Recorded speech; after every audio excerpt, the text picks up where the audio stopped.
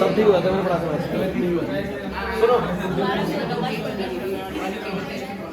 चलो भाई, तो क्लास भाई अभी अभी लक्ष्य ने कहा है कि कैपेसिटिव सर्किट के अंदर सर करंट लैग करता है, वोल्टेज लीड करती है।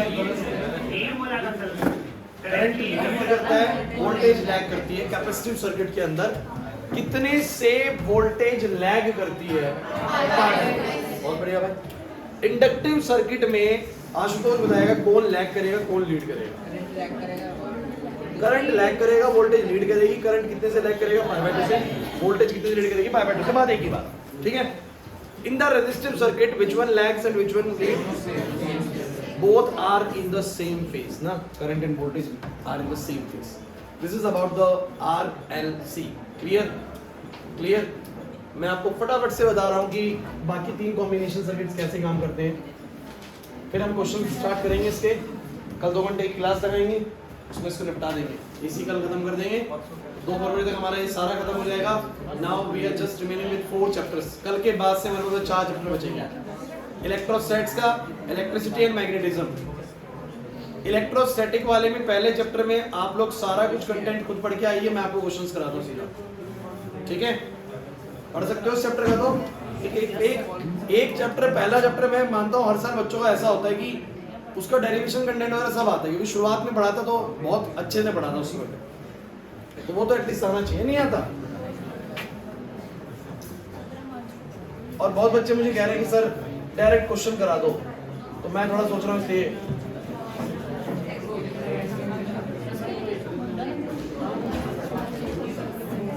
तो AC in the RL circuit. अब RL सर्किट का मतलब हो गया एक ऐसा सर्किट जिसमें रेजिस्टर भी एज ए एलिमेंट हो, इंडक्टर भी एज ए एलिमेंट हो। थोड़ा सा ध्यान से सुनना भाई, 3 सर्किट कराने वाला हूं, तीनों ही बड़े बेहद इंपॉर्टेंट है। और एक बात आखिरी क्लास जो समझाई थी वो सारी मैं उम्मीद करता हूं आपको आती हो। तो यार एक बात तो, RL सर्किट है, R आपको पता है दोनों को सेम फेस में रखने की कोशिश करेगा और L करंट को लैग करवाने की कोशिश करेगा। So one element try to keep the voltage and the current in the same phase and the other one try to lag the current. तो मुझे बताओ, एक कोशिश कर रहा है साथ रखने की, एक कोशिश कर रहा है पीछे करने की करंट को, तो कहीं ना कहीं करंट तो पीछे हो जाएगा, करंट तो पीछे हो जाएगा। बट इस बार मैं ये कह सकता हूँ कि पूरी तरीके से शायद π/2 से लैग ना करे। मैं इस बात को थोड़ा एक्सप्लेन करता हूँ। मान लीजिए कि मैंने जो EMF लगवाया वो ऐसे वैरी कर रहा है, सब बच्चे जानते हैं, ध्यान देते चलो। करंट कैसे वैरी करेगा? एक बात पक्की है कि करंट जो मर्जी बने लेकिन कुछ फाई उससे लैग करेगा। क्यों लैग करेगा सर? क्योंकि एक रेजिस्टर है, एक इंडक्टर है, आपको पता है साथ रखता है, लेकिन वो करंट को पीछे करवाता है, तो नेट शेयर तो करंट कुछ ना कुछ पीछे जाएगा। इस बात को मैं साबित भी करता हूं, चिंता मत करिए। कैसे? मान लीजिए कि करंट ना इस स्पेस में चल रहा है, तो मुझे तुम ये बताओ जो वोल्टेज रेजिस्टर के अंदर बनेगी वो क्या करने की कोशिश कर रही होगी? It try to keep the, बच्चों please, it try to keep the, जैसे इसमें भी क्या होगा, करंट मान लो ऐसे जा रहा होगा सीरीज में, बट जो वोल्टेज बनेगी इसमें, it try to keep the voltage and the current in the same phase. The voltage in the resistor try to keep the voltage and the current in the same phase, and the voltage across the inductor try to keep the current π/2 lags ना, वो π/2 lag करना चाहती है current को। तो मैं ये बोल सकता हूँ, थोड़ा सा मैंने ऊपर की तरफ बना दिया, हल्का सा मैं उसको चेंज कर रहा हूँ, कि मान लीजिए कि मेरा करंट दोनों में सीधा चल रहा है, सीरीज में करंट ऐसे ही चलेगा आप लोगों का। इसकी वोल्टेज कोशिश कर रही होगी, वोल्टेज और करंट साथ में रहे, इसकी वोल्टेज कोशिश कर रही होगी, इंडक्टर कोशिश कर रहा होगा कि जो वोल्टेज इनसाइड द इंडक्टर है ना, वो लीड करे π/2 से, वो लीड करे π/2 से। अरे वोल्टेज अपने आप में एक तरीके का वर्क डन होता है, वोल्टेज अपने आप में एक तरह की एनर्जी होती है। So some energy inside the resistor try to keep the voltage and the current in the same phase. Some energy inside the inductor try to leads the voltage by π/2. वो कोशिश करेगी वोल्टेज क्या करे बोलो? Lead करे। Voltage क्या करे बोलो? लीड। समझ नहीं आ रहा सर? कोई दिक्कत है? तो भाई अगर मैं इसका फेजर बनाने की कोशिश करूँ, समझना कि मान लो कि ये करंट है, ये करंट है, तो voltage due to the resistor किस डायरेक्शन में काम करेगी? Voltage due to the resistor इधर काम करेगी, and voltage due to the inductor का काम करेगी, बोलो voltage due to the inductor यहां काम करेगी। अब एक एलिमेंट कोशिश कर रहा है कि भैया वोल्टेज साथ में रहे, और एक कोशिश कर रहा है कि वोल्टेज लीड करे। तो ऑब्वियस सी बात है अब हम रिजल्टेंट बनाएंगे, जैसे हमने 11th क्लास के अंदर वेक्टर्स को लेके पढ़ा है कि एक फोर्स इधर लग रहा है, एक इधर लग रहा है। अगर मान लो सिर्फ इधर लग रहा हो कोई चीज तो इधर की तरफ भी रिजल्टेंट बनेगा, अगर सिर्फ ऊपर लग रहा हो तो सिर्फ ऊपर की तरफ बनेगा। बट सोचिए फोर्स इधर भी लग रहा है और इधर भी लग रहा है, तो रिजल्टेंट कहां बनेगा बोलो? ऐसे आएगा। अरे समझे कि नहीं समझे? तो मैं ये बोल सकता हूं कि देखो अगर सिर्फ रजिस्टर होता, ये नहीं होता, तो मुझे बताओ वोल्टेज और करंट कैसे फेस में होते? सेम फेस में, सेम चलते हैं। सोचो रजिस्टर नहीं होता तो रजिस्टर वाली वोल्टेज को हटा दो, बस उसको ध्यान दो, तो पता लगेगा वोल्टेज लीड कर रहा है करंट से π/2। अगर अकेला इंडक्टर होता तो डेफिनेटली वोल्टेज π/2 से लीड करता, बट क्योंकि इंडक्टर भी है और रजिस्टर भी है, सो एक की कोशिश है कि मैं वोल्टेज को π/2 लीड करा दूं और एक की कोशिश है मैं साथ में रख दूं। तो ना तो पूरी तरीके से साथ रह पाएगा, ना पूरी तरीके से लीड कर पाएगा, लेकिन इतना पक्का है कि दोनों के रिजल्टेंट की वजह से जो नेट वोल्टेज बनने वाली है, जो नेट रिजल्टेंट बनने वाला है, वो कहां की तरफ बनेगा? कुछ ऐसा आएगा। ई नेट मुझे सब बच्चे बता दो। मतलब एक बात तो पक्की है कि वोल्टेज लीड करेगा नेट करंट से। ये नेट करंट है व्हाइट वाला और ये नेट वोल्टेज है, डेफिनेटली वोल्टेज लीड करेगी फाई से, या बोलो कि करंट लैग करेगा फाई से। सहमत हो या नहीं? पूरे π/2 से बंसी का क्यों नहीं कर रहा बताओ लैग? करंट पूरे π/2 से लैग क्यों नहीं कर रहा? इंडक्टर है तो π/2 से करना चाहिए ना, क्यों नहीं कर रहा? क्योंकि रजिस्टर भी कोशिश कर रहा है उसको साथ रखने की, इस कारण से वो कुछ पीछे आ जाएगा। समझ आया कि नहीं आया? बट इतना तो पक्का है कि करंट फिर भी लैग करेगा या वोल्टेज फिर भी लीड करेगी, लेकिन कितने से लीड करेगी बोलो? सिर्फ 5 फेज से लीड करेगी। सबको ये वाली थ्योरी समझ में आती जो मैं फेजर बनाता हूँ? पक्की बात है ना, क्योंकि ये समझ में आ जाएगा ना तो फिर हमारे को दिक्कत नहीं आने वाली किसी भी फॉर्मूले को बनाने में, जिसको ये समझ में आने लग जाता है। अब तुम मुझे बताओ जरा, रिजल्टेंट तुम सबको पता होना चाहिए कि अगर ए ऐसे है और बी ऐसे है तो ये रिजल्टेंट बोलो जो आएगा वो कितना आएगा बोलो? a² plus root of a² plus b²। क्या तुम्हें याद है कि दो रिजल्टेंट का, एक वेक्टर a है एक वेक्टर b है और उनके बीच का थीटा एंगल है, तो रिजल्टेंट जो बनता है वो root of a² plus b² plus में 2ab। और अगर थीटा 90 डिग्री हो, थीटा बोलो कितना हो? जैसे कि इसकी वोल्टेज और इसकी वोल्टेज 90 डिग्री पे है, तो थीटा 90 तो cos 90 क्या हो जाएगा? 0। तो रिजल्टेंट कितना आएगा? रूट ऑफ a² प्लस, और सारी बातें छोड़ो ना यार, ये वाली चीज voltage due to the resistor है, अगर ये voltage due to the inductor है तो ये वाली चीज भी क्या है? वोल्टेज ड्यू टू द, अरे ये और ये सेम होगा ना वेक्टर वाइज। तो मुझे बताओ जो ई नेट आएगा वो क्या आएगा? रूट ऑफ वी आर का स्क्वायर प्लस, क्लियर? मतलब मैं आपको बता दूं, एक बड़ी जरूरी बात बोलूंगा, देखते कितने बच्चे को समझ पाएंगे। जब करंट चैप्टर पढ़ रहे थे तो बोलो तो जो चीज सीरीज में होती है उनकी वोल्टेज को जोड़ दो, नेट वोल्टेज निकल जाती है। याद आ रहा है? एक रेजिस्टर लगा हुआ है, दूसरा रेजिस्टर लगा हुआ है, इसमें 20 वोल्ट है, इसमें 30 वोल्ट है, तो नेट वोल्टेज नीचे बोलो कितना होगा? 50। बट इधर नेट वोल्टेज ऐसे नहीं जुड़ता V1 V2। यहाँ कैसे जुड़ेगा बोलो? जितना वोल्टेज इसके अक्रॉस उसका स्क्वायर प्लस में उसका स्क्वायर रूट करेंगे बच्चों। क्योंकि ऐसा इधर ऐसा इसलिए कर लेते थे आप लोग क्योंकि दोनों की वोल्टेज सेम फेस में होती थी, जुड़ जाती थी। बट यहाँ पर दोनों की वोल्टेज सेम फेस में, इसकी ऐसे है तो उसकी ऐसे है, तो कैसे जोड़ोगे यार? वेक्टर्स में चीजें ऐसे थोड़ी जुड़ती हैं बच्चों।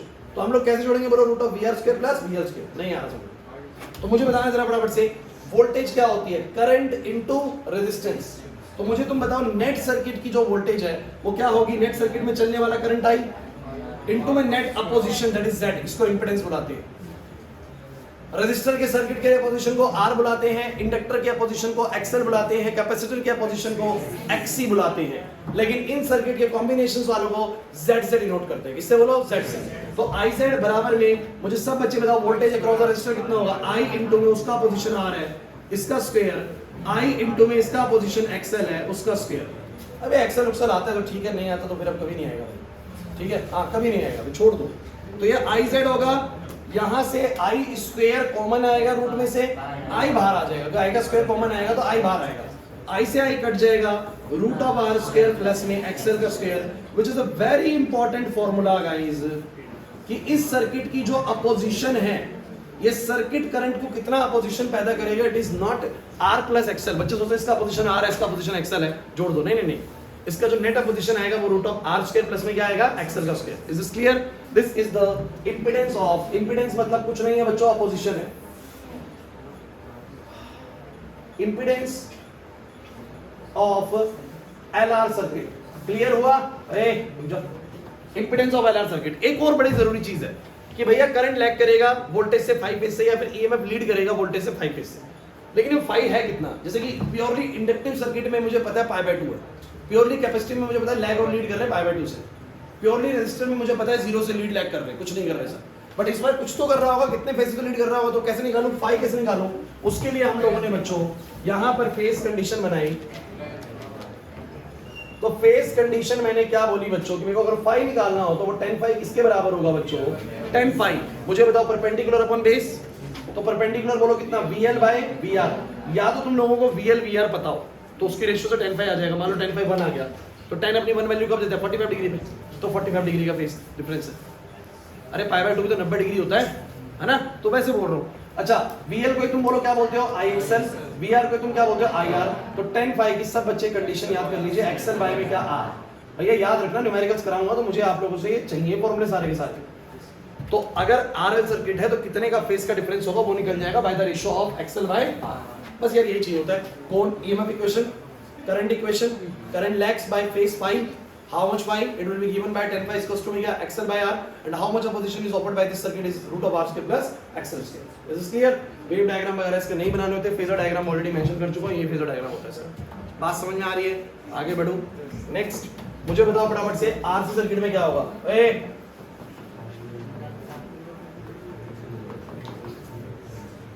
समझ नहीं आ रहा क्या?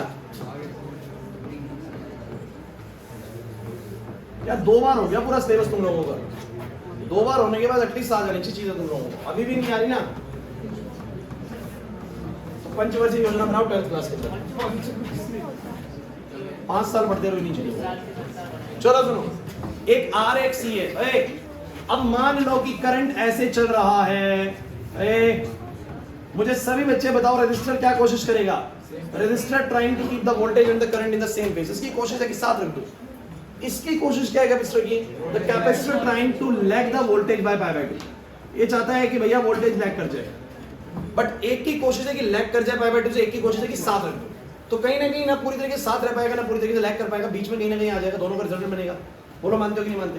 तो मैं बोलूंगा भाई सुनना मेरी बात ध्यान से, एक बात तो पक्की है क्योंकि कैपेसिटर यहाँ पर मौजूद है, तो यहाँ पर वोल्टेज लैग करने वाली है और करंट क्या करने वाला है, कुछ पाई फेज से लीड करेगा, बट पूरे पाई बाय 2 से लीड नहीं कर सकता।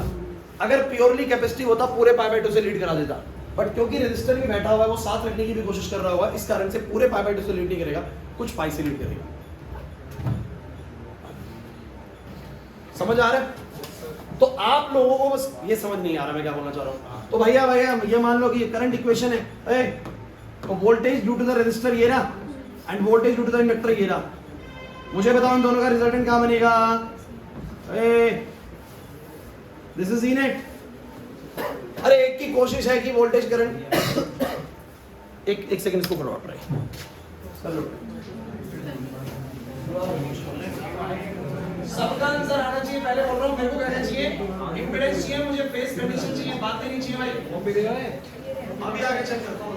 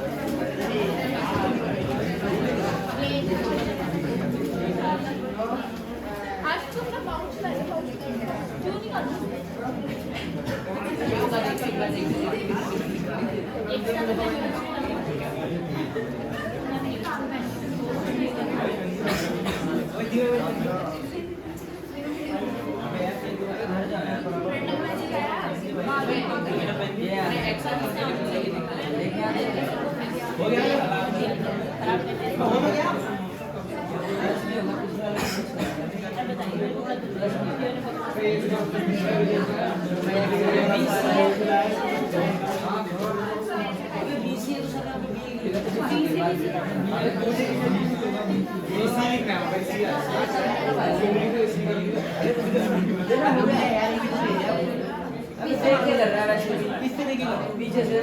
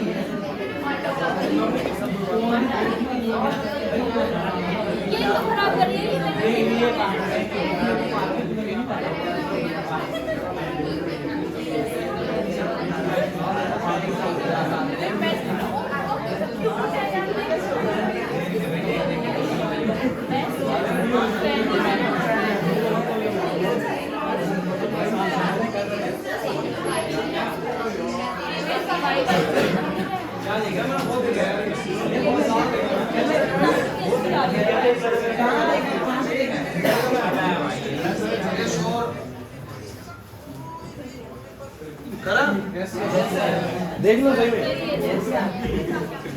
So class, here the one element try to keep the voltage and the current in the same phase. The other element try to keep the voltage lags by pi by 2. Due to which दोनों के effect की वजह से voltage lag जरूर करेगी, but उतनी lag नहीं करेगी. हम मान के चलेंगे कितने फेज से लैग करेगी? 5 से. VC. चलो चलो ए भाई प्लीज यार प्लीज, डिस्टरबेंस नहीं चाहिए बिल्कुल भी भाई. अब मुझे बताओ, ये VR है, ये VC है, तो ये भी VC माना जा सकता है. अब मुझे बताओ E नेट कैसे निकलेगा इधर? Under root of VR square plus कोई बहुत 10th क्लास का बच्चा भी समझ जाएगा बेस परपेंडिकुलर या हाइपोटेनस की तरह काम कर रहा है। सो ई नेट जो आएगा वो रूट ऑफ बेस का स्क्वायर प्लस इसका स्क्वायर, बोलो क्या आएगा, I Z I square R square I square X square Z बराबर आ जाएगा। तो इस सर्किट का नेट अपोजिशन है root of R square plus X square. And how much the EMF lags the current, it is given by 10 pi and 10 pi is equal to, बोलो कितना बच्चों, BC बाय BR, या बोलो क्या मतलब कि XC बाय R की ratio से पता लग जाएगा कितने के फेज से वो आगे पीछे चल रहा है। जैसे कि मान लो XC बाय R डिवाइड करा और आप लोगों का 10 पाई आ गया √3, तो इसका मतलब फाई की वैल्यू कितनी होगी, 60 डिग्री। 60 डिग्री से जो ईएमएफ है वो क्या चल रहा है, लैग चल रहा है। 60 डिग्री मतलब पाई बाय 3 हो गया, पता है ना, डिग्री रेडियन ना, समझते हैं? ठीक है, तो एक बात तो पक्की है कि भैया करंट लीड करेगा बिकॉज कैपेसिटर। तो सारी कहानी क्लियर होगी, आर की भी, एल की भी, सी की भी, आरएल की भी और आरसी की भी। अब बात करने जा रहा हूं लास्ट एलसीआर सर्किट, फिर थोड़ा सा पावर के बारे में बताऊंगा और क्वेश्चन स्टार्ट कर दूंगा बस। ठीक है, अगले 15-20 मिनट में सीधा मैं एमटीजी पे आने वाला हूं। क्लियर हो रहा है? चलो ट्रांसफार्मर कर दो, क्वेश्चन करा दूंगा। ट्रांसफार्मर में कुछ भी नहीं है, देखो यार, देखो बात सुनो, कुछ ऐसे टॉपिक तो आप लोग एटलीस्ट खुद कर लीजिए जो टॉपिक में ऐसा कुछ दम है नहीं। ट्रांसफार्मर में कुछ भी दम नहीं है, सीधा वो E1/E2 NS/NP है, ES/EP NS/NP। फॉर्मूला समझा दूंगा, क्वेश्चंस करा दूंगा, बट पूरे टॉपिक डिस्कस करोगे तो फिर वही बात आती है, कुछ को लगता है कि सर अननेसेसरी टाइम लग रहा है। आशीष को नहीं, कुछ और बच्चों को भी लग रहा है, कुछ और बच्चे भी मुझे बाद में मिलके कहते हैं, बैच में नहीं कहते सर सीधा एमटीजी करा दो ना। तो फिर मुझे लग रहा है कि बहुत बच्चों को ऐसा लग रहा है, तो फिर मैं क्यों परेशान हो रहा हूँ इस चीज में। किसको लग रहा है? सिर्फ आशीष ने नहीं, मुझे 2-3 बच्चों ने और कह दिया। नहीं, मैं नाम नहीं लूंगा। तो हाँ, कहा मुझे मुश्किल से 2 से 3 बच्चों ने, अभी तक सिर्फ 3 बच्चों। तो वो यूँ कह रहे हैं सर सीधा क्वेश्चन ही करा दो, हमें एमटीजी तो कर ही लेंगे, पर ये तो कर ही लेंगे। तो फिर मुझे लगता है मैं इतनी मेहनत कर रहा हूँ, इतना गला खराब कर रहा हूँ अपना, उसके बाद बच्चे कहते हैं सर कोई फायदा नहीं हो रहा इसका।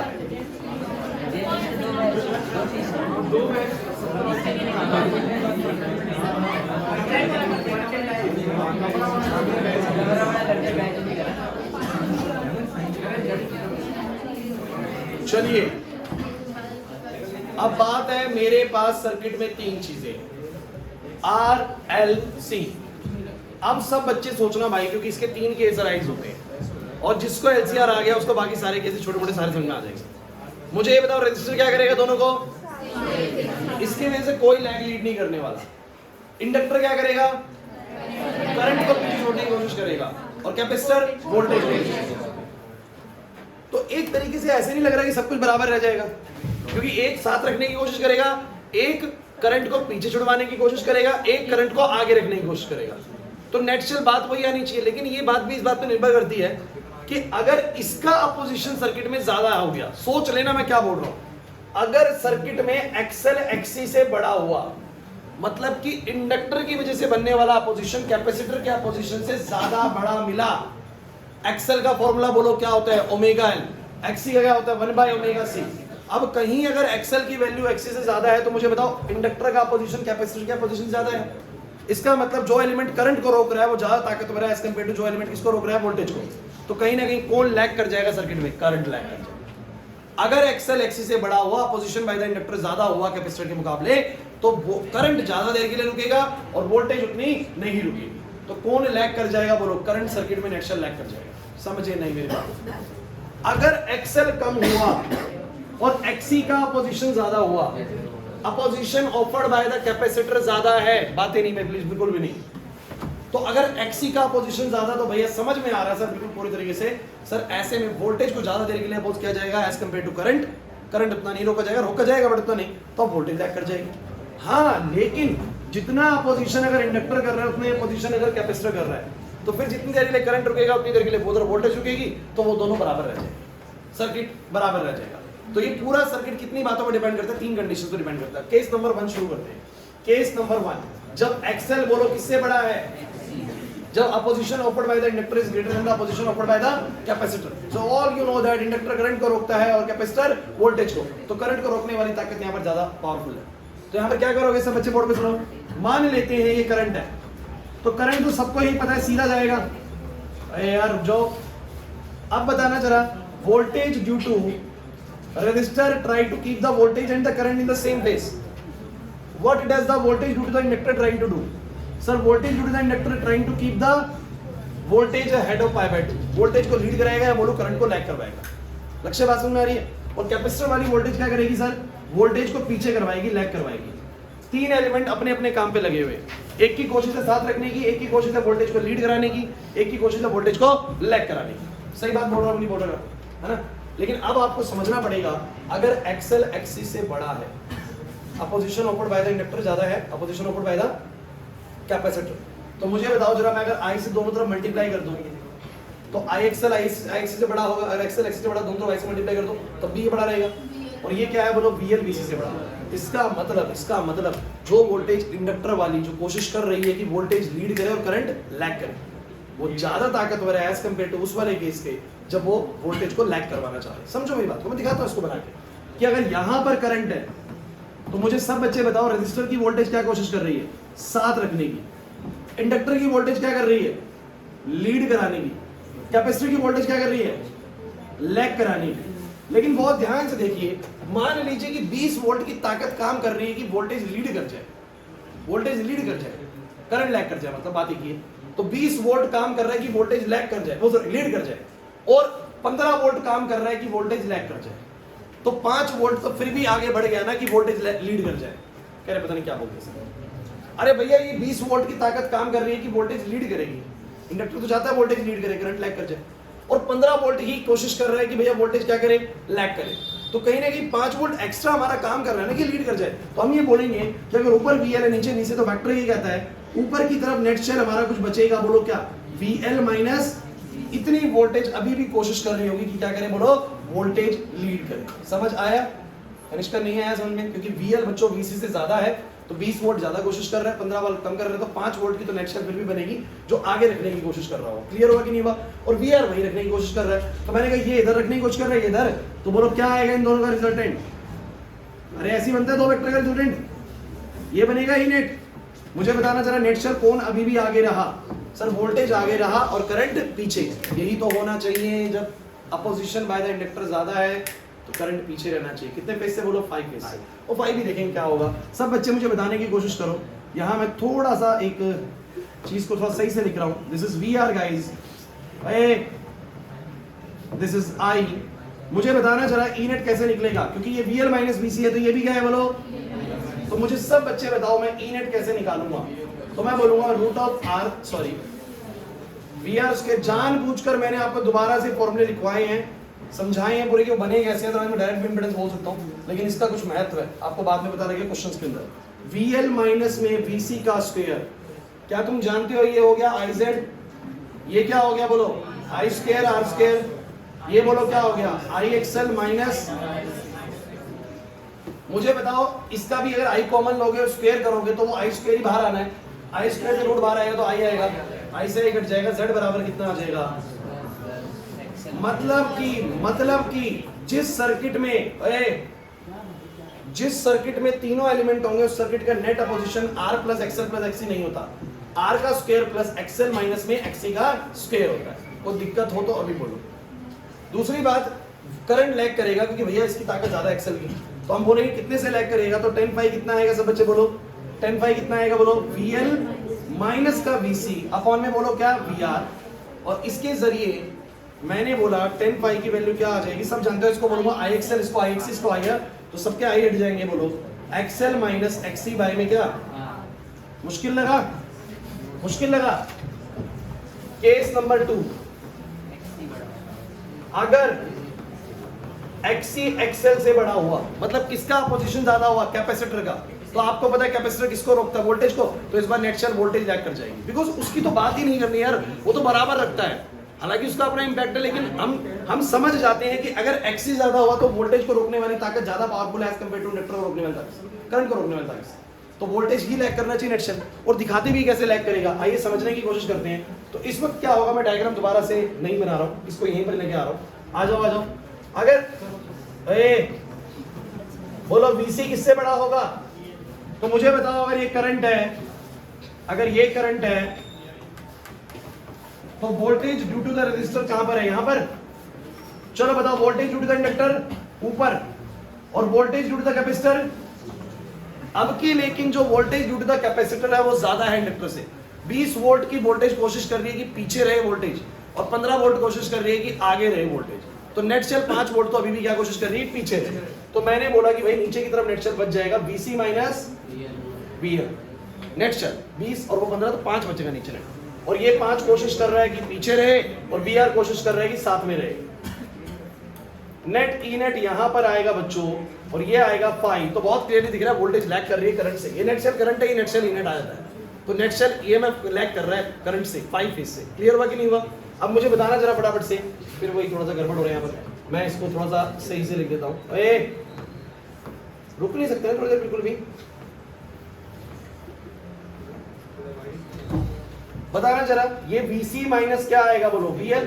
तो सभी बच्चे मुझे बताओ जो ई नेट आएगा वो क्या आएगा, E net root of VR का स्क्वायर और VC माइनस, जल्दी से कर दो इसको, IZ बराबर कितना बोलो, I square R square IXC minus का IXL का square, and your Z is nothing but it is R square plus में। सबको याद हो गया? चलो कितने से फेस लैग कर रही है इसकी, 10/5। बोलो भाई VC माइनस अपॉन में VR।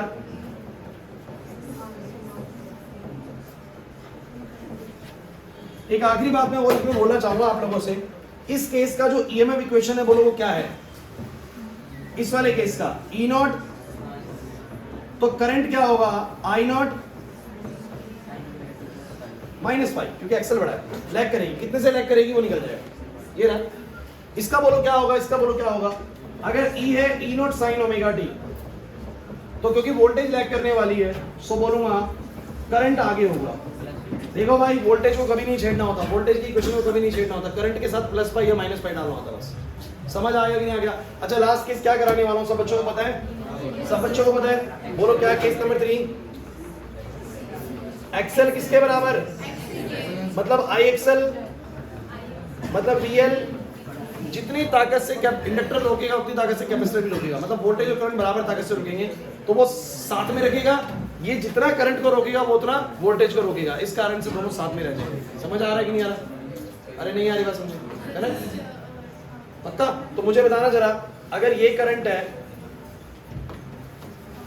और ये वोल्टेज ड्यू टू रेजिस्टर है, तो voltage due to inductor trying to keep the voltage lead of π/2, voltage due to the capacitor trying to lag the voltage by π/2, और दोनों बराबर ताकत से लीड और लैग करा रहे हैं। वो 20 से आगे रहने की कोशिश कर रहे हैं, 20 से पीछे, एक दूसरे के इफेक्ट को कैंसिल आउट कर देंगे, नलीफाई कर देंगे VLVC। क्या बचेगा नेट सेल, क्या बचेगा नेट सेल I, और बस क्या बोलो VR। अब की नेट रिजल्टेंट यही हो जाएगा। तो E नेट सीधे सीधे तौर पे किसके बराबर है बोलो, VR की बराबर है भाई, क्योंकि वो दोनों एक दूसरे को बोलो क्या कर चुके हैं, कैंसिल। अरे नहीं आया समझ। इसका मतलब यहाँ पर बोलोगे IZ बराबर क्या, IR, और Z बराबर क्या, इस सर्किट का नेट अपोजिशन सिर्फ और सिर्फ क्या होता है बोलो, रेजिस्टर होता है। क्यों भाई, आप सोच लीजिए, इन सभी फॉर्मूला में सोच लीजिए, XC XL बराबर रख दो R आ जाएगा, XC XL बराबर रख दो R आ जाएगा। दिस होल सर्किट नाउ सुन लीजिए, क्योंकि जितना XL रोका उतना XC रोका, जितना इंडक्टर रोका उतना कैपेसिटर, ये होल LCR सर्किट बिहेव करेगा किसकी तरह, रेजिस्टिव सर्किट की तरह बिहेव करेगा। किसकी तरह बोलो? तो वो आपसे पूछता है कि कब LCR सर्किट रेजिस्टिव सर्किट की तरह बिहेव करने लगता है, और रेजिस्टिव सर्किट की तरह बिहेव करने का मतलब होता है कि करंट और वोल्टेज सेम फेज में चले। ऐसा सिर्फ तब हो सकता है जब XL किसके बराबर हो बोलो, XC के, तब वो बिल्कुल प्योरली रेजिस्टिव सर्किट की तरह बिहेव करेगा। क्लियर हुआ कि नहीं हुआ? नहीं है बस तनिषा। सो मैं क्या बोलूंगा, now LCR circuit will behave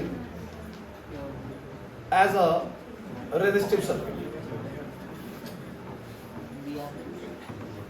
This condition is called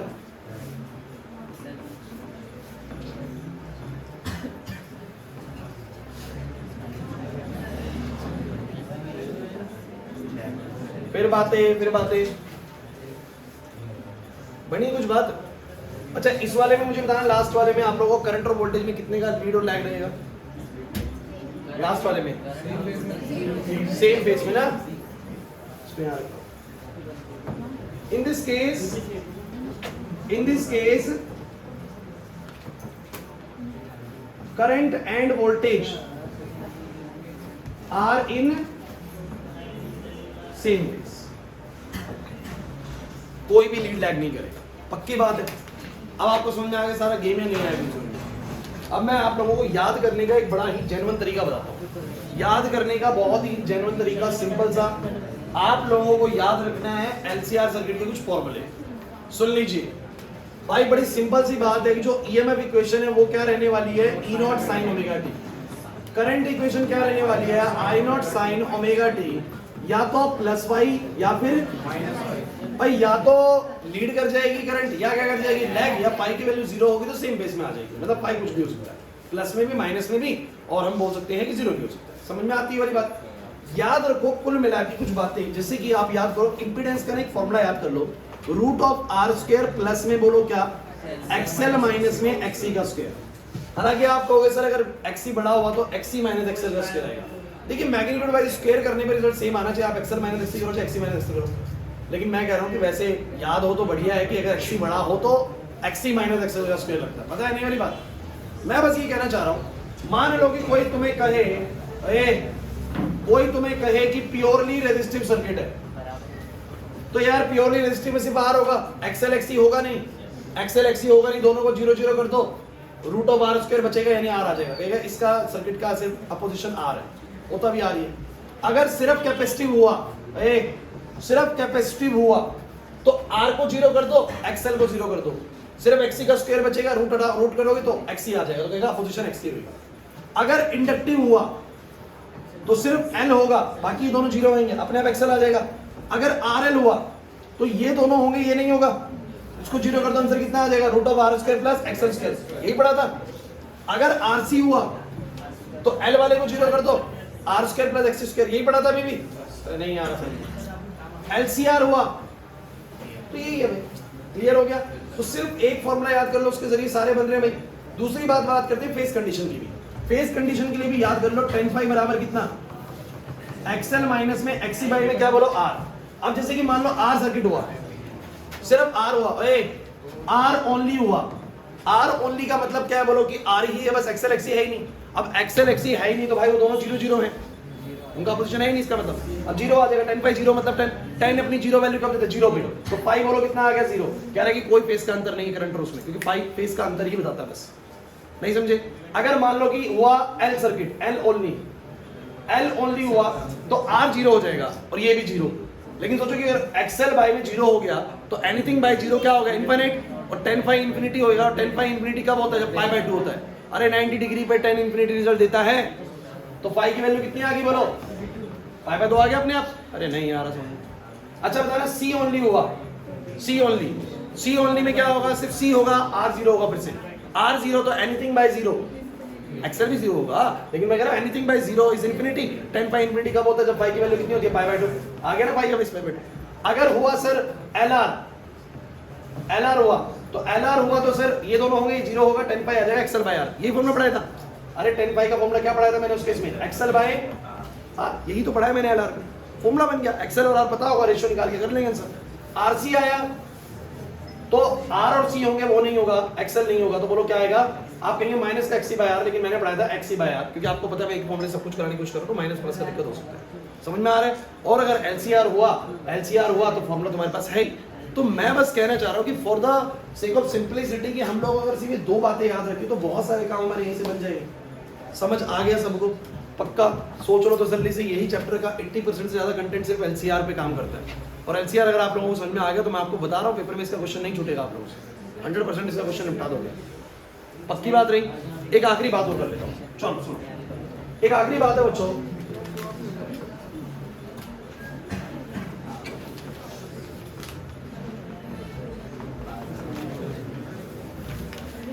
सुनो। डेरिवेशन आप लोग कर लीजिएगा, मैं आपको उसका रिजल्ट और इसका मीनिंग समझाता हूँ।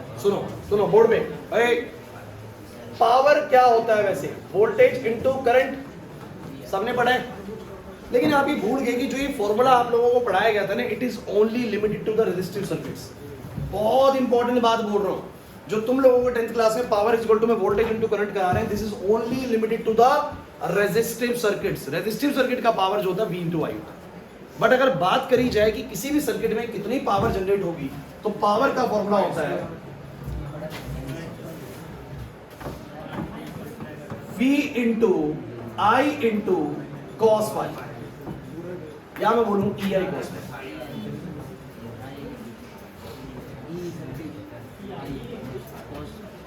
मेरी बात समझे, E इफेक्टिव लगा दो, कॉस फाई। मेरी बात समझो भाई, इफेक्टिव आपको पता है, P कुछ होता है, इफेक्टिव कुछ होता है। भाई ये कॉस फाई बड़ा मैटर करता है। क्लास प्लीज बोर्ड पे ये फॉर्मूला मैंने आप लोगों को ना प्रूव करवाया बच्चों, ऐसी बात नहीं है मैंने आपको एक प्रूव करवाया। कैसे प्रूव होगा वो आप देखिएगा, उसमें डेरिवेशन पार्ट कवर कर लीजिएगा वीडियो से।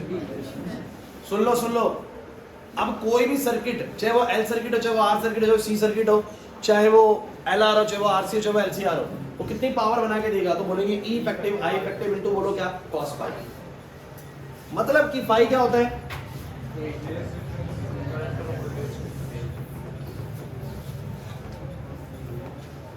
Phase difference between current and voltage. जैसे कि तुम मुझे बताओ, इन द रेजिस्टिव सर्किट जो फेज डिफरेंस होता है करंट और वोल्टेज के बीच में, वो कितने का होता है इन रेजिस्टिव सर्किट?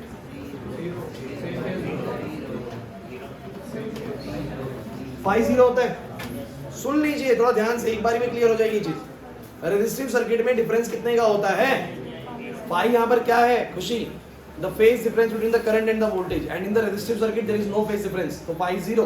सो मुझे बताओ पावर कितनी आ जाएगी, बोलो ई इफेक्टिव इनटू, यही फॉर्मूला तो पढ़ते आए V इनटू आई।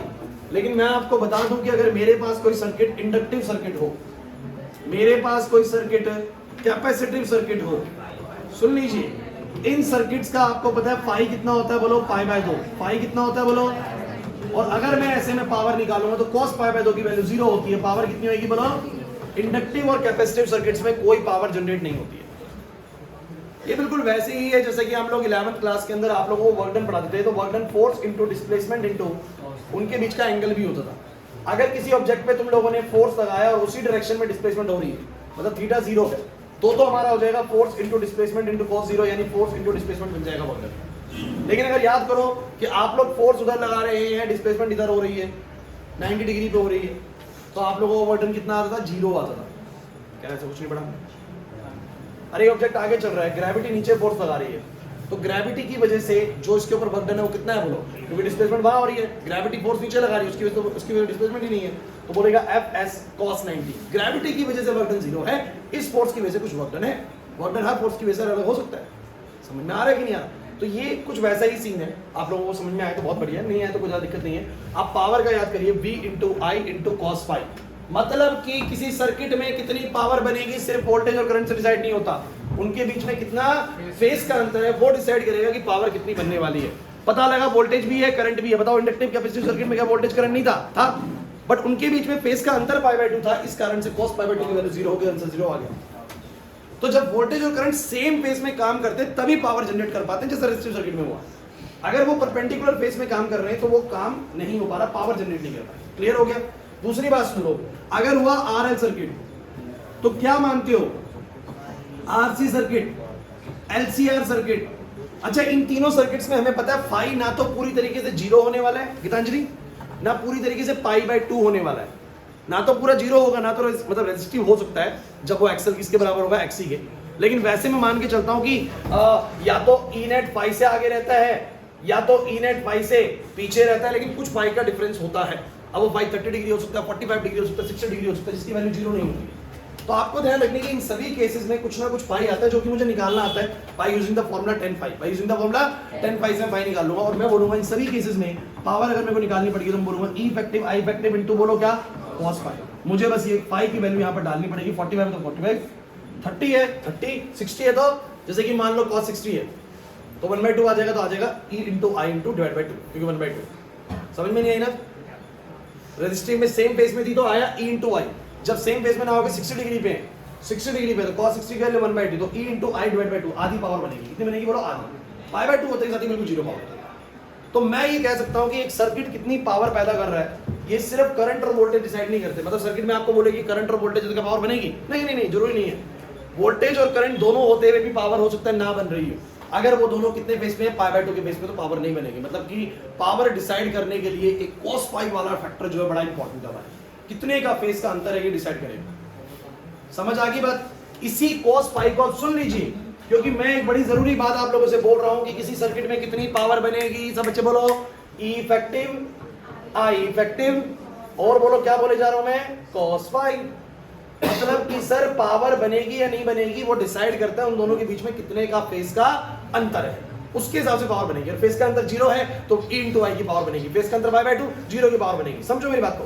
फेस का अंतर फलाना दिखाना कुछ भी तो कुछ उसके हिसाब से पावर बनेगी। इसका मतलब सर एक बड़ा ही इंपॉर्टेंट फैक्टर है cos पाई जो कि पावर को डिसाइड कर रहा है, इसको बुलाया गया पावर फैक्टर। अगर कोई तुमसे बोले कि पावर फैक्टर क्या है तो पावर को डिसाइड करने वाला यही वाला जो फैक्टर है इसको बोलो क्या बोलते हैं? Power factor. तो अगर बात करें पावर की तो ये है, लेकिन पावर फैक्टर की बात करें तो पावर फैक्टर किसी भी सर्किट का बोलो क्या होता है? जैसे मुझे तुम सब बच्चे बोलो रेजिस्टिव सर्किट का पावर फैक्टर बताओ क्या है? गलत। रेजिस्टिव सर्किट का पावर फैक्टर पूछ रहा हूं मैं। तो फाई 0 है तो cos 0 कितना आएगा? 1। cos पाई होता है ना तो 1 आएगा पावर, उसका पावर फैक्टर 1 है। मतलब ये पावर फैक्टर की वैल्यू 1 है, तभी E इंटू आई आता है। बोलो इंडक्टिव का और कैपेसिटिव का पावर फैक्टर कितना है? 0, क्योंकि पाई बाई 2 डालोगे cos पाई बाई 2 0 आएगा। बोलो RL RC और LCR का पावर फैक्टर कितना है? सर cos पाई। बोलो फाई बताओगे उसके हिसाब से आएगा, फाई हर बार अलग लगा सकते हैं। समझ गए कि नहीं समझ गए? So this is the power factor of any circuit. Clear हुआ या नहीं हुआ? पक्की बात है। आखिरी बात जो तुमने जो cos पाई पढ़ी है, जो तुमने cos पाई पढ़ा है, मैं इसका फॉर्मूला सिखाना चाहता हूँ। सुनो बातें मत करना, बहुत जरूरी बात बोलने वाला हूँ। आर सर्किट का बंसी का आर सर्किट का पावर फैक्टर बोलो जल्दी से, जल्दी बोलो। आर सर्किट का power factor 1, L circuit C circuit का पावर फैक्टर 0। सबको याद हो रहा है? आरएल सर्किट सामने आपके, आरएल सर्किट सामने है। अगर कोई तुम्हें बोले इसका पावर फैक्टर, तुमने 10 पाई निकाल लिया है, मैं तुम्हें सीधी सी एक चीज और सिखा रहा हूं कि इसका पावर फैक्टर क्या होगा? cos पाई। इसका पावर फैक्टर बोलो क्या होगा? cos पाई। तुम जानते हो तो cos पाई इस सर्किट का किसके बराबर है? बस मैं तुमसे पूछना चाहता हूं। जो इसका पावर फैक्टर cos पाई है वो cos पाई cos होता है बेस अपॉन हाइपोटेन्यूज, 10 होता है परपेंडिकुलर अपॉन बेस, वैसे cos क्या होता है? Base upon. तो मुझे बताना जरा क्या आएगा? बातें मत करो, बार बार बोल रहा हूं। VR अपॉन में E नेट, तो मुझे बताना VR क्या होगा? IR, और ये क्या होगा? अरे कुछ जरूरी चीज है, बड़ा इंपॉर्टेंट पार्ट है, आपको बता रहा हूं मैं। cos pi is nothing. वैसे आपको पता है सर मैं क्यों इतनी मेहनत कर रहा हूं, मैं तो 10 पाई से फाई निकाल के cos पाई निकाल लूंगा। बिल्कुल सही है, बिल्कुल मना नहीं है। आप 10 पाई से फाई निकाल लो, उसको यहां पर पुट कर दो, पावर फैक्टर तो भी आ जाएगा। लेकिन अगर तुम चाहते हो मैं 10 पाई क्यों निकालूं, मैं सीधा cos पाई निकाल लूंगा। तो cos पाई कितना होगा बोलो? Base upon hypotenuse, it means VR by में E नेट, IR बाय में IZ, और बोलो क्या आ जाएगा? R बाय में Z। मतलब कि इस सर्किट का cos पाई बोलो कितना आ गया? R बाय में, और मुझे बताना है सर्किट का Z कितना होता है? अरे यार R Z सबको पता होता है, R स्क्वायर प्लस, तो किसी भी सर्किट का, इस सर्किट का cos पाई कैसे निकलेगा? R upon root of R square plus XL square. Clear हुआ? इसका बताना जरा एक बार, इसका बताना एक बार, इसका बताओ पावर फैक्टर कैसे आएगा? पावर फैक्टर cos पाई कौन बताएगा? बताओ। बेस, देखो ये angle, base upon hypotenuse, VR by में E नेट, फिर वही आएगा R बाय में Z। आपको उधर पहले भी R बाय Z था, इस बार भी R बाय Z है। यस, होता ही R बाय Z है, बस सीधा याद कर सकते हो R बाय Z। किसी भी सर्किट का पावर वेक्टर सीधा याद करो, बोलो क्या? R by Z, R by, लेकिन उसका जो Z होता है वो हर बार अलग अलग होता है। इस बार Z कितना है बोलो? उसका R प्लस में XC। समझे नहीं ना? नहीं समझे ना? पक्का? ओके, नेक्स्ट बातें नहीं। इसमें बता रहा किसी भी सर्किट में बता दो, बस बोलो पावर फैक्टर cos पाई, बोलो R बाय Z। बिल्कुल सही बोल रहे हो आप लोग।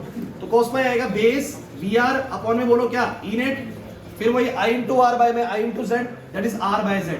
मतलब मैं तो याद ही कर लेता हूं कि भैया R circuit, L circuit, C circuit का वैसे ही पता है। बोलो आर का cos 0 हो जाएगा 1, एल का और सी का पता है cos π/2 0 हो जाएगा, तो उन तीन का तो मुझे बताइए। और इन तीनों का RL, RC, LCR, R by Z याद कर लो। क्या याद कर लो? R by Z। Z सबका याद है, Z सबका। लॉजिक्स बनाओ ना अपने याद करने के चैप्टर को, नहीं आ रही बात समझ में? तो R बाय Z, Z बोलो कितना है इस सर्किट का? अरे इस सर्किट का Z बोलो।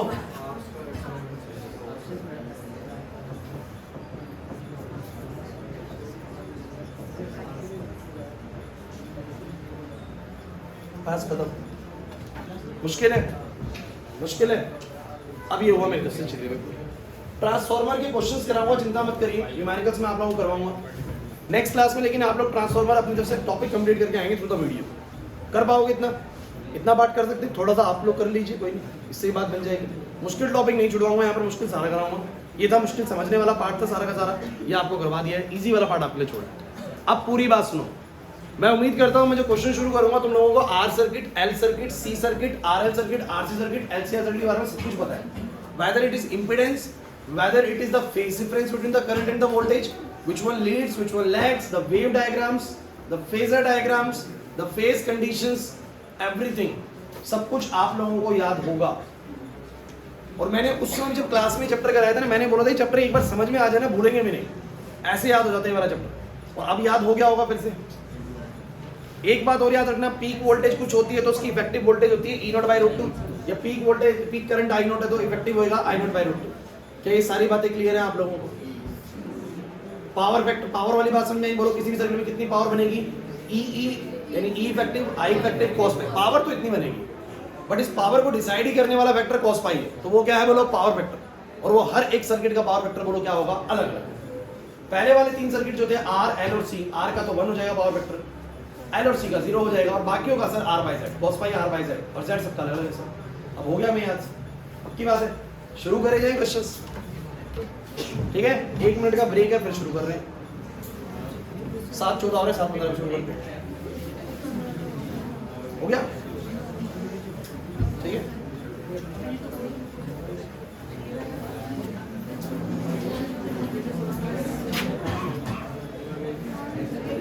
कल हम इसको भी खत्म करेंगे। 1 घंटे की क्लास लगभग केमिस्ट्री की होगी, और केमिस्ट्री के अंदर क्या करेंगे? फिनोल्स वाला पार्ट, क्योंकि आपको अगर क्लास आए तो आपको पता होगा अल्कोहल और ईथर्स कंप्लीट पूरा निपटा दिया है।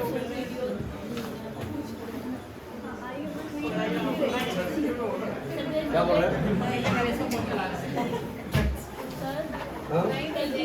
डल चुकी है, YouTube पे वीडियो अपलोड है।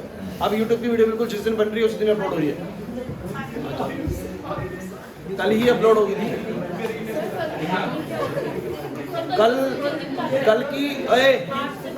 कल की लगभग टाइमिंग आप लोगों की मैं बता दूं। यार ऐसे मत करो, ऐसे हो गया तो बच्चे क्लास में 12th को बुला, 11th को बुला लिया।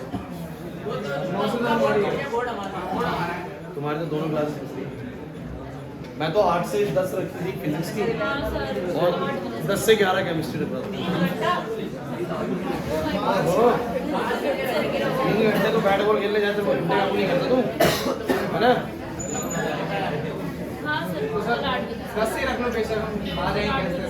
नहीं हो पाएगा कल शेड्यूल ही ऐसे सेट कर दिया। कल की दिक्कत बहुत ज़्यादा है।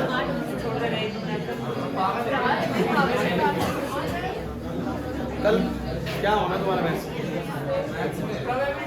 रैंडम वेरिएबल के दोस्त, रैंडम वेरिएबल और बोलो छोड़ भी सकते हैं, वेरिएबल को छोड़ दो, कह रहे हो वेरिएबल को छोड़ दो। सर आप दिखा देना।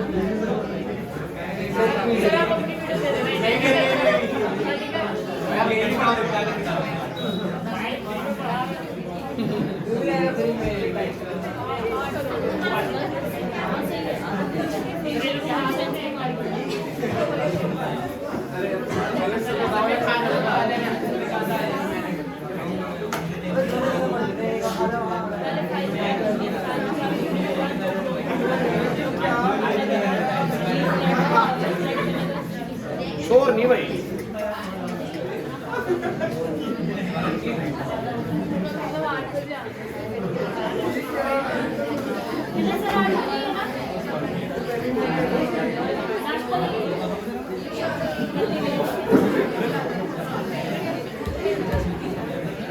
सर बताओ मैं पक्का शुरू करें? ये ये पिछली बार भी हम कर रहे थे, इसमें कुछ पहले वाले का और लास्ट वाले का कुछ कंफ्यूजन नहीं हुआ था? डायग्राम सही दिया हुआ पहले वाले।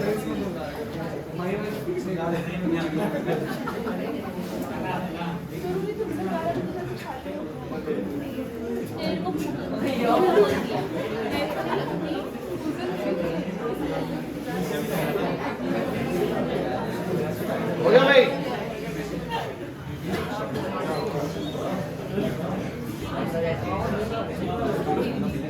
देखो ओए, जो पहला क्वेश्चन है, हालांकि ये वाला जो वेरिएशन है थोड़ा सा साइनसोइडल नहीं लग रहा, मतलब क्या होता है साइनसोइडल? सुनो,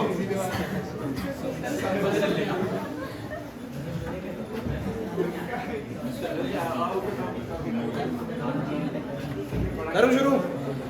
चलो, बातें बिल्कुल बंद, बोर्ड पे बिल्कुल फोकस रहेगा आप लोगों का। लगभग 55 क्वेश्चंस हैं, कोशिश करते हैं हम लोग 10-15 आज बना लें इजीली। 10-15 तो बन जाएंगे लग रहा है, बाकी के कल बन जाएंगे। सारे कल कराऊंगा तुम बन जाओगे। देखिए, एक आपको बोला गया है इन चारों में से कौन सा वेरिएशन आप लोगों को ऑल्टरनेटिंग करंट का वेरिएशन लग रहा है। क्यू और आर पे तो कोई बच्चा अगर टिक करता है तो भाई वो फेल होना है भाई, है ना। जिसको जो एग्जाम में क्यू और आर पे टिक कर रहे हैं ना, उसका तो फेल होना तय है, मतलब वो कुछ भी नहीं करके आया, मतलब ना। तो बच्चों ने या तो पी को देखा होगा या एस को देखा होगा। अब थोड़ा सा ना देखो, यहाँ ना वेरिएशन देखो बिल्कुल बीच से जा रहा है। अगर आप लोग ना थोड़ा सा साइन के वेरिएशंस को समझते हैं तो साइन ना थोड़ा सा स्टार्टिंग में ज्यादा बढ़ता है, ऐसे कुछ होता है, क्योंकि आपको पता है कि जो ईएमएफ वैरी कर रहा है, सुन लो बता देता हूं मैं, वो वैरी कर रहा है किसके अकॉर्डिंग?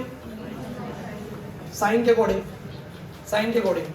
और तुम लोग अगर थोड़ा सा मतलब जानते हो ना अच्छे से, थोड़ा सा ट्रिग्नोमेट्री को, तो मैं तुम्हें थोड़ा बताता हूँ। साइन थीटा की वैल्यूज है 0 डिग्री पे, 30 डिग्री पे, 45 डिग्री पे, 60 डिग्री पे, और देखिए शुरू में आपको पता है 0 आता है, बातें मत करो प्लीज।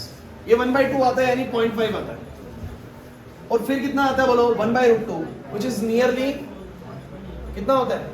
0.7 के आसपास होता है। 1/√2, अरे 1/√2 कितना होता है? 1/1.41, 0.7।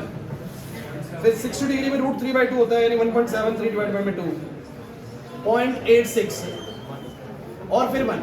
अच्छा, तो मुझे एक बात बताओ जरा फटाफट से, क्या इसका वेरिएशन ऐसा है कि जितना शुरू में बढ़ रहा है उतना ही बाद में बढ़ रहा है, या ऐसा वेरिएशन है कि स्टार्टिंग में ज्यादा बढ़ रही है वैल्यू? एकदम से 30 डिग्री के वेरिएशन के अंदर 0 से 0.50 हो गया, और बाद में 60 डिग्री बढ़ा, लेकिन सिर्फ वैल्यू 0.5 ही और बढ़ी। बस समझे मैं क्या बोलना चाह रहा हूँ? मतलब कि जब ये वैरी करेगा ना, इसका वैल्यू जब वैरी करता है, वैल्यू जब वैरी करता है स्टार्टिंग में, स्टार्टिंग के शुरू के फेज के अंदर एकदम से वैल्यू ज्यादा बढ़ता है, और उसके बाद कम बढ़ता है। समझ रहे बात को? अरे ये वाई एक्सिस है ना, समझ नहीं पा रहे बिल्कुल। ऑसिलेशन चैप्टर पढ़ा था 11th क्लास में, उसमें भी यही था कि शुरू में एकदम से आपका डिस्प्लेसमेंट बढ़ता है, बाद में धीरे धीरे डिस्प्लेसमेंट होता है।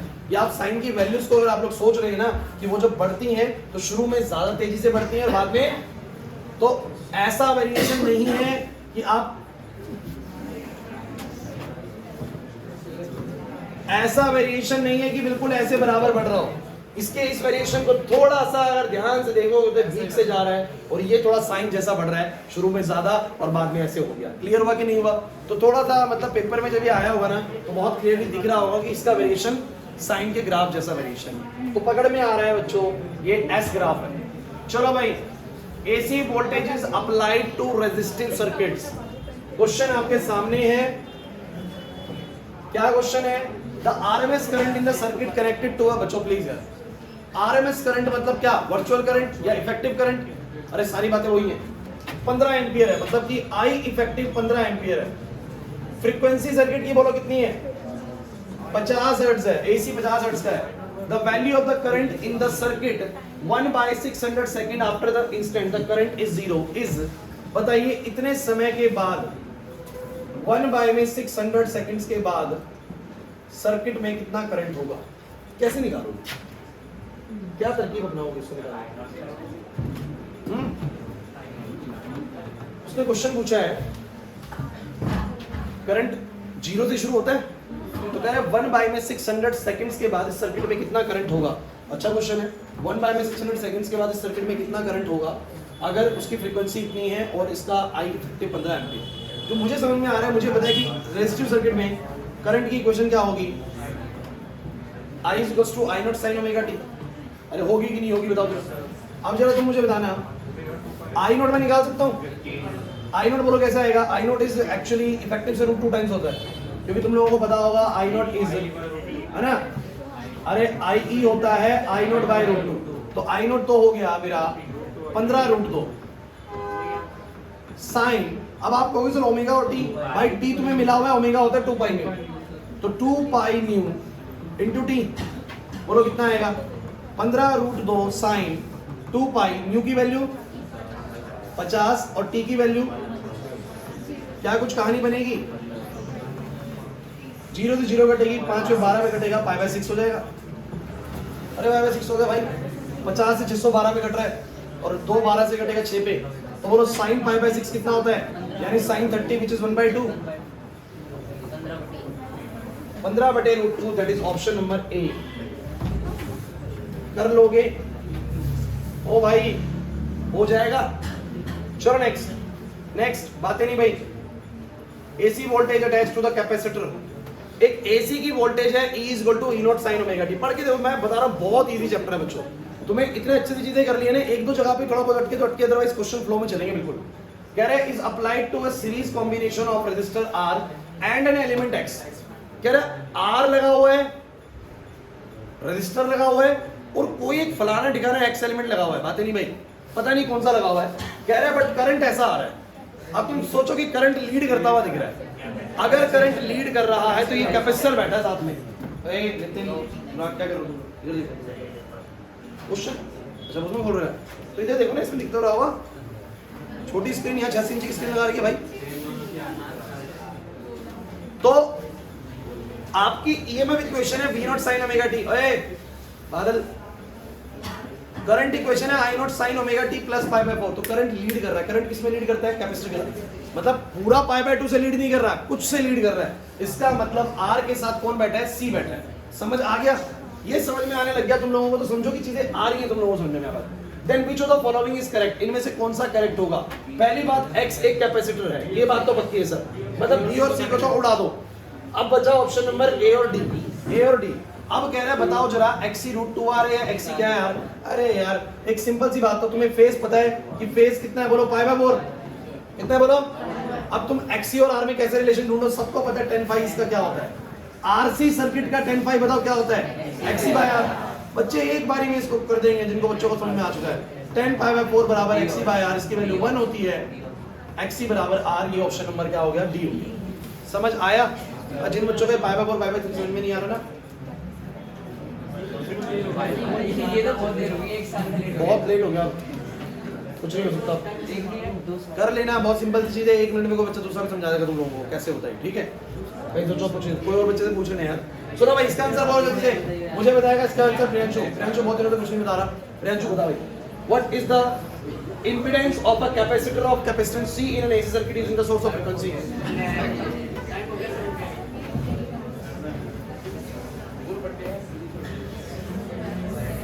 प्रियांशु, एक सर्किट में कैपेसिटर लगा हुआ है, उसका इंपीडेंस क्या होगा। कनिष्का ज्यादा आ गया, कैपेसिटर का इंपीडेंस क्या होगा,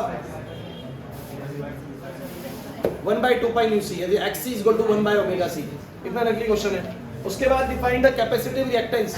ओ भैया ये अलग अलग नाम रखे हैं बस, और कुछ नहीं है। कैपेसिटिव रिएक्टेंस XC को बोल रहे हैं। Capacitive reactance is the opposition offered by the capacitor to the alternating current. Alternating current को कितना कैपेसिटर अपोजिशन पैदा कर रहा है, वो उसका बोलो क्या होता है, कैपेसिटिव रिएक्टेंस होता है। यूनिट ओम ही होती है सबकी, सही है। चलो आगे बढ़ते हैं। 6th question, plot a graph showing the variation of the capacitive reactance with the change in frequency. ओ भाई नकली क्वेश्चन, कैपेसिटिव रिएक्टेंस और फ्रीक्वेंसी के बीच का ग्राफ। क्या तुम सब बच्चों को याद है, XC होता है 1/ωc, ओमेगा होता है 2 पाई न्यू, तो एक्सी और इसके बीच का ग्राफ मैंने तुम्हें नहीं करवाया था, और एक्सीएल और व्यू का डायरेक्ट होता है। रितिका नहीं आ रहा है कुछ, इजी है ना, बिल्कुल ऐसे लगेगा आप लोगों को। अब ये कहाँ पहुंच जाता है यार। चलो चलो पढ़ो अगला। N AC source of the EMF इतना मुझे बताएगा इसका आंसर। ईशब कह रहे हैं एक एसी सोर्स है, कैपेसिटिव सर्किट से लगा हुआ है, सिर्फ सी लगा हुआ है। Deduce the expression for the current flowing in it. Current का एक्सप्रेशन बनाओ, डेरिवेशन करवाया मैंने आप लोगों को, जिसमें आंसर क्या आएगा, I is equal to I naught sin omega t plus pi by 2 because capacitive circuit है। Plot the graph of the V versus omega t and I versus omega t। कुछ नहीं है, वेव डायग्राम बनाना है आप लोगों को।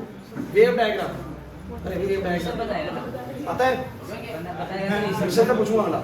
अच्छा, साबित करो कि करंट लीड करता है वोल्टेज से पाई बाय 2 से, अगर आइडियल कैपेसिटर हो। कैपेसिटिव सर्किट और पाई बाय 2 से लीड कर, ड्राइव करके दिखा दीजिए, और दिखा दीजिए कि हाँ देखो इसमें लीड कर रहा है। ड्राइव करना है बस, और कुछ नहीं। चलो आगे बढ़ो। ये एकदम देखते ही नाजिया, अगर किसी का रिएक्टेंस फ्रीक्वेंसी के साथ इनवर्सली रिलेशन में आ रहा है, ये कौन है, कैपेसिटिव है। पकड़ में आ गया। अब देखो जरा क्या बोलता है।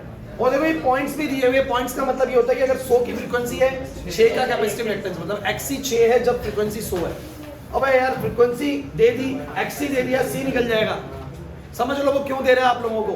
तो फ्रीक्वेंसी पता है, XC पता है, C भी आ जाएगा। देखते हैं क्या पूछता है। कह रहा है पहला ही part, find the capacitance. Find the, करवाऊं या हो रहा है। 6 की फ्रीक्वेंसी, सॉरी 100 की फ्रीक्वेंसी, 6 का कैपेसिटिव रिएक्टेंस। तो 100 की ये रखना फ्रीक्वेंसी, 6 का कैपेसिटिव रिएक्टेंस 2 पाई, सब पता है, C आ जाएगा। आ जाएगा। उसके बाद ओए, an ideal inductor has the same reactance at 100 Hz frequency as the capacitor has at the same frequency। मतलब कि कह रहा है कि इंडक्टर का भी मान लो 100 हर्ट्ज पे जितना कैपेसिटिव रिएक्टेंस होता है उतना इंडक्टिव रिएक्टेंस है। पढ़ लो, an inductor has the same reactance at 100 Hz as the capacitor has the same frequency। इतनी ही फ्रीक्वेंसी पे जितना कैपेसिटिव रिएक्टेंस है उतना इंडक्टिव रिएक्टेंस है। कह रहा है इंडक्टर की वैल्यू बताओ। यार इस बार कौन सा फॉर्मूला लगा दोगे, इस बार लगा दोगे एक्सएल बराबर क्या, 2 पाई नहीं, मैं लगा दो। और आप ये बोल दो कि जब 100 हर्ट्ज की फ्रीक्वेंसी है, जब ये 100 है तब ये 6 है।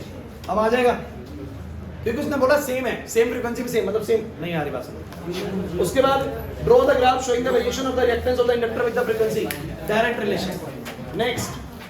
नेक्स्ट पढ़ के बता दो मेरे को, इसको देख के ही बता दो क्या है ये, इसको ही देख के बता दो। देख रहे हो कितने इजी क्वेश्चन आते हैं। अगर एलसीआर पकड़ में आ गए, चैप्टर से क्वेश्चन नहीं छूटेगा। ईएमआई भी आसान था, आप लोगों को पता था। ये पूरी यूनिट ही आसान है, चाहे ईएमआई एसी दोनों पकड़ लीजिए, बहुत इजी यूनिट है। समझ में आ रही बात। चलो बोलो कौन है, कौन है, कैपेसिटर है सर, करंट लीड कर रहा है। तो identify the device x, sir पहचान लिया कैपेसिटर है।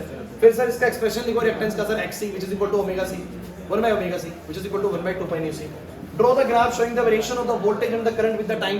Wave diagram, wave diagram. How does the reactance of the device X vary with the frequency of AC। Sir capacitive circuit का जो XC होता है फ्रीक्वेंसी के साथ इनवर्सली रिलेशन होता है, तो वैरी ऐसे करेगा sir. Does the phasor diagram, draw the phasor diagram. सिखा रखा है। ईएमएफ जहां होगा करंट उससे लीड करेगा, आगे होगा बाय बाय। क्लियर है। चलो नेक्स्ट, ये करा था हमने क्लास में, याद आ रहा है कुछ, आ जाओ। ये हमने क्लास में करा था भाई, छुट्टी नहीं है अभी, थोड़ा आना चाहिए। चलिए लास्ट का वीडियो कवर कर लेना।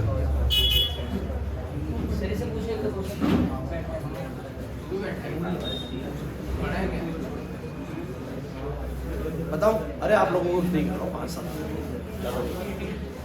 सुनो, एक डिवाइस मेरे पास X है, उसमें मैंने AC सोर्स लगा रखा है, वोल्टेज ये वोल्टेज है। अच्छा, V is equal to V naught sin omega t is nothing but it is same as the E is equal to V naught sin omega t।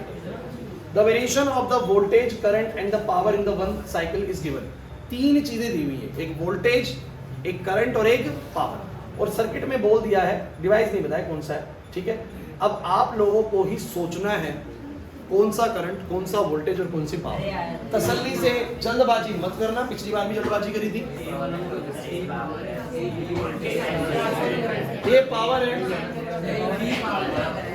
V power है, face ढंग से देख लो, ढंग से basis देख लो, ये वोल्टेज है।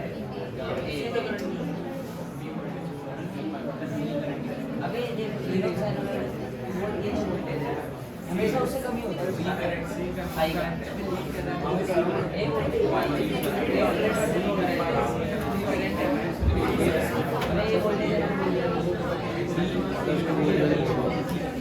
आदर्श भाई बी पावर विकास क्या लगता है? विकास क्या है? ए विकास को लगता है वोल्टेज है। बात तुम्हें क्या लगता है? ए पावर है बी वोल्टेज है सी करंट है हां कितने बादल की बात से सहमत है कि सर डी वोल्टेज है और सी करंट है और ए पावर है? आधी से ज्यादा क्लास इस बात को फेवर करती है। तुम्हारा ग्रुप गलत कर रहा है। आ जाओ, ठीक है, बहुत सही बच्चों, यही आंसर है बच्चों। अब तुम लोग ध्यान से समझो, ये 2 पाई तक क्या होती है? एक साइकिल होती है 2 पाई तक। साइकिल तो देखी तुमने। अब तुम सोचो, अरे सोचो, तुम लोग जब ईएमएफ वाली बनाते थे, मैंने तुम लोगों को कल कितना चिल्ला चिल्ला के बात समझाई थी कि ये फेस पाई होती है, ये वाली फेस, ये पाई बाय 2 और ये पढ़ाया था। क्या पाई से पहले ही कोई वोल्टेज या करंट का आज तक बना है कभी? ऐसे कौन सा वेरी कर रहा है जो पाई से ऐसे पास हुआ है? देखो बी वाला, बस सिर्फ बी वाला। बी वाले को नजर डालो और आपको पता लगेगा वो ईएमएफ है। बी वाले को नजर डालो, वो ईएमएफ है, क्योंकि ईएमएफ की इक्वेशन दी हुई है E इक्वल्स टू, अरे करंट में तो प्लस पाई बाय 2 कुछ ना कुछ हो गया है, देखो ऊपर दिया, उसमें बाद में करंट कहीं ना कहीं आगे पीछे लीड कर सकता है, आपको पता है। तो लेकिन ईएमएफ हमेशा 0 से उठता था, याद करो, 0 से, और पाई पे फिर ऐसे डाउन होता था और 2 पाई पे ऐसे पहुंचता था। तो एक बात तो कंफर्म्ड है कि बी बोलो कौन है? वोल्टेज है। बी बोलो कौन है? समझे नहीं ना? अब बात आती है करंट और पावर की। कोई बच्चा ना बहुत सिंपल लॉजिक से ही पकड़ लेगा कि करंट कौन सा, पावर कौन सी। यार एक बात बताओ, 2 पाई के अंदर अंदर 2 बार इसने ऐसे कर लिया, ऐसा या कभी करंट ने करा था? जितनी फ्रीक्वेंसी वोल्टेज की होती है उतनी फ्रीक्वेंसी बोलो क्या होती है? करंट की। पावर की फ्रीक्वेंसी कहने की डबल है, पावर थोड़ा डबल फ्रीक्वेंसी से वो कर रहा है। समझे नहीं मेरी बात को? कैसे पावर देखो ना यार, पाई तक में ही देखो, पाई तक में ही 2 बार ऐसा हो गया। ऐसा कभी करंट करता है?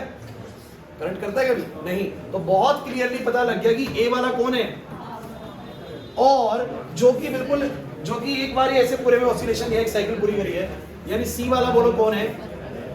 दूसरी बात एक और बात क्लियर करता हूं, करंट ना ऑलरेडी अपनी पाई बाय 2 फेस पे था जब ईएमएफ ने बनना शुरू करा। मतलब करंट ऐसे मैंने बनवा रखा आप लोगों को, और करंट